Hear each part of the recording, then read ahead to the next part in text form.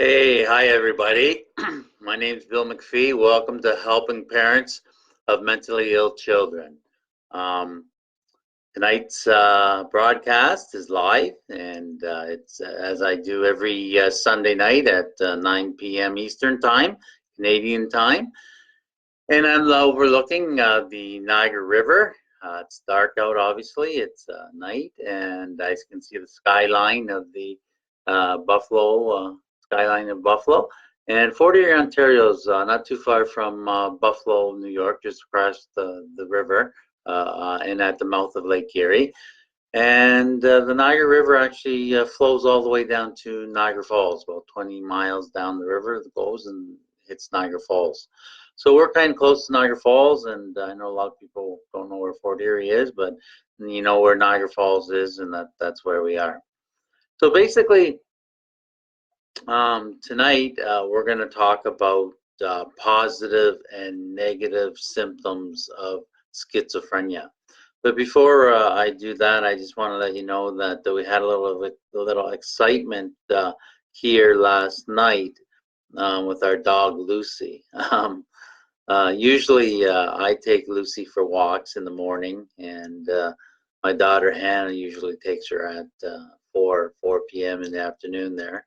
And Dwight, my son, he takes the night shift. He usually bring her around 9 o'clock.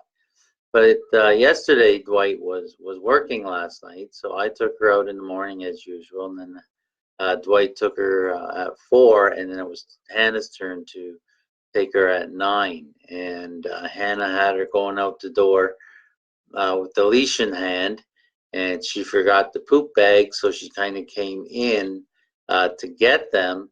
And my dog Lucy saw a skunk, saw a skunk outside, and jerked off and just really jerky went, and Hannah's hand slipped from the leash, and the dog went after the skunk. And I don't probably have to tell you what happened next. The skunk turned around and lifted its tail, and Lucy was sprayed with skunk spray. So we had to get some hydrogen peroxide and baking soda and a little dish soap, and we tried to bath Lucy and do as best we could. And today we had to rebath her again, and she still smells a little bit like skunk. Not too bad, but a little bit. So that was our adventure last night. So today, so let me introduce myself. So my name's Bill McPhee, and I'm from Niagara Falls. And I was diagnosed with schizophrenia in 1987, and I was hospitalized 6 different times. I lived in 3 different group homes. I had a suicide attempt, and I spent 5 years with depression on the couch, very ill. And I'd just like to tell you that I'm the author of this book, To Cry a Dry Tear, Bill McPhee's Journey of Hope and Recovery with Schizophrenia. And that's the book that I published, I wrote, and it's very interesting. It's a unique book because it really gives you understanding of the illness of schizophrenia. It goes through all what I've gone through, what I explained earlier, my hospitalizations and different things like that. And one of the neat things about the book is that it has all my nursing notes and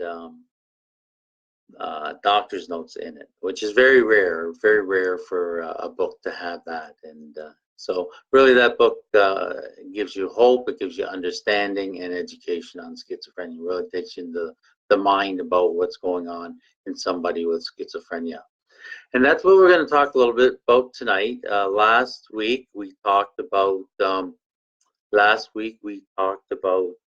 acute onset of schizophrenia or slow onset. And all my live blogs here, my live video here, we later put it up on our website. So if you want to go, you can catch. If you missed the last 3 episodes, you can go to our website, billmcphee.ca, and McPhee is MacPhee. So billmcphee.ca. And you can go to the website and you can see my live broadcasts recorded on that website. So like I said, we talked about acute onset last week and slow onset. So this week, though, what we're going to do, we're talking about positive and negative symptoms of schizophrenia. And you think that positive sounds good and negative sounds bad, but basically it's not it. I've been known to be able to take complicated things and make them simple. So I'm going to make this simple for you and just tell you about positive and negative symptoms. Now, positive symptoms doesn't mean that it's good. Usually when we say something is positive, it's good, and something that's negative is bad or whatever. And really, though, in this case with schizophrenia, positive symptoms are symptoms that are added to your personality that should not be there. So, for example, with schizophrenia, a lot of times people have paranoia, they hear voices, they're delusional, they have psychosis where they're out of reality, they're suspicious. So these things, those symptoms I just told you, are added to their personality. They shouldn't be there, so they're called positive symptoms. As well is what you have with negative symptoms of schizophrenia. It's just the opposite. Negative symptoms are things that we should have with us, but we're lacking it. We're lacking it, or we have a negative or a deficit symptom. It's also called, sometimes negative symptoms are called deficit symptoms. So anyways, with these deficit symptoms, you have symptoms like lack of motivation, a lack of energy. You have an emotional bluntness where you're flat or blunt. It's called the blunting affect. With negative symptoms, depression could set in. People think you're staying in your room, you're sleeping, you may be sleeping a lot or just lying around a lot. And these last quite a while. And really, a lot of times people think that people with negative symptoms of schizophrenia are just lazy, or they're unmotivated, or they're just not with it. They need to snap out of it. But negative symptoms are real. They're just as real as positive symptoms.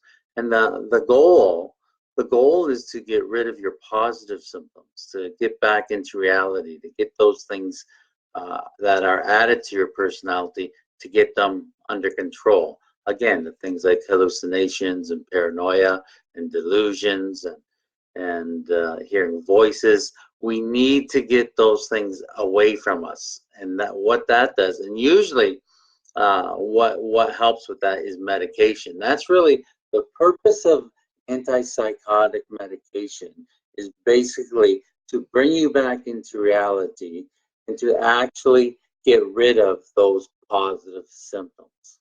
Now, again, the negative symptoms, there's no really medication for negative symptoms like that emotional blandness, the lack of motivation, the lack of energy, and depression sets in. And really, that's the goal in recovery. When we're recovering from schizophrenia, that's the goal, is to really get out of that negative symptoms. And really, to really bring it into a nutshell, when you think about it, is that people with mental illness or people with schizophrenia, they don't have a life. You know, I can remember being in school many times growing up, and all the saying was, people would say, "Oh, get a life, go away and get a life." And that's exactly what negative symptoms or deficit symptoms do. They take away your life. And so positive symptoms can be controlled quite easily with medication, if you get on the right medication and get, and take it properly and find the right medication. They'll bring those positive symptoms. They'll get that under control, so you're back in reality. But then we really suffer with the negative or the deficit symptoms. And a lot of times people say that negative symptoms are worse part of the illness than positive symptoms. And I can say that's probably true, because that's where you got to get your life. And a lot of times people who commit suicide with schizophrenia, and there's a lot. I mean, something like 80% will try, and 10% of people who try to commit suicide actually succeed, if you call that a success. So with the negative symptoms, that's where we get our life from, and that's where education, and that's where helping with the negative symptoms helps you get a life back. And you need that, because you've got to get rid of the apathy, you've got to get rid of the emotional bluntness and the blandness and the laziness, or so-called laziness, and you have to fight those battles, and that's what we're fighting against, is the negative symptoms. So I explained that okay. And what we're going to talk about next week.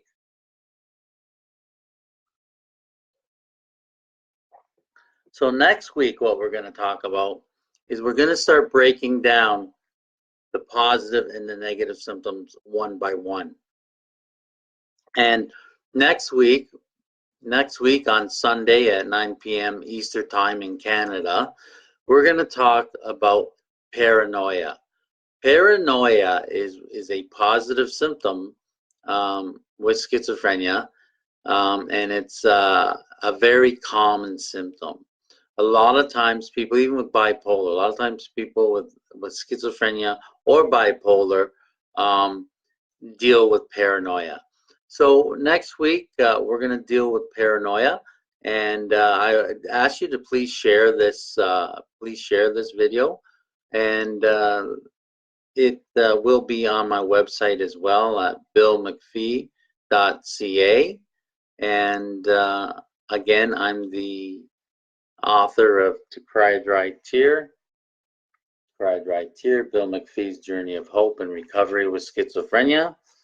And I do this vlog, this live video every Sunday night at 9 p.m. Eastern Time, Canada. So share this, and we'll learn together, and we will try to bring hope into your lives and try to help people with recovery.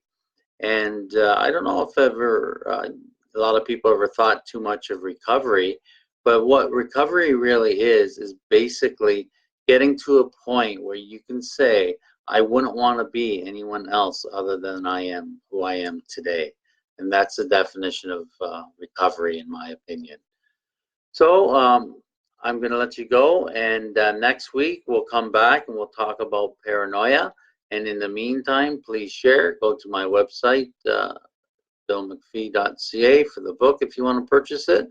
And we'll end it here. So have a great day, everybody. A great evening wherever you are. And may God bless you. And let's hope that tomorrow will be a better day than today. Thanks a lot. Bye-bye.